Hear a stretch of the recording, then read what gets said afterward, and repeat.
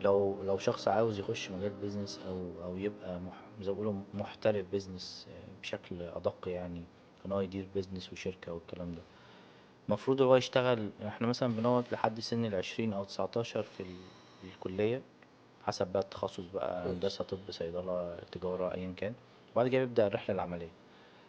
آه، امتى الوقت اللي انا ابدأ ان انا يعني انور وادي اشارة كده ان انا ابدأ اشتغل على الحتة الخاصة ان انا اقوي الجزء بتاعي في ان انا ابقى راجل ستارت اب او بيزنس. بص يا هندسة، أنا عندي خبر سيء أصلي في الموضوع ده. الحمد لله.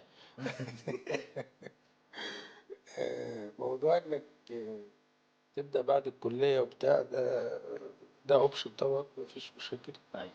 لكن أنا من المدرسة التانية بقى، أنا بتكلم مثلا من سن ما الولد أو البنت طالما إحنا حابين إنه يخش المجال، وهي حتى مهارات حياتية يعني.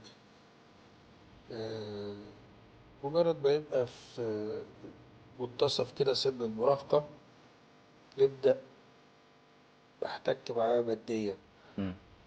ندربه، تمام. امسك ميزانية البيت أسبوع، امسك ميزانية البيت يومين، اشتري طلبات البيت. لو مفيش ما يدعو إن هو يبدأ يشتغل أو بتاع. امم. كلنا بيبقى من خلفيات مختلفة شوية. طبعا. احنا بنتكلم على الميدل كلاس فاميليز يعني، امم. عائلات الطبقة المتوسطة اللي العيال مش بتبقى محتاجة أوي إنها تشتغل فيها بدري يعني. تمام. فبندربه.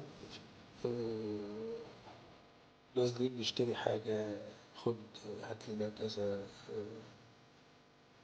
في فرصة إنه ينزل يشتغل عند حد أمين، يبقى عارفين إنه اتدرب شوية على مهارات البيع، على يشيل ده ويحط هنا ويحاسب الزبون ده ويفتح الدرج أو الكاشير، يشتغل كاشير شوية.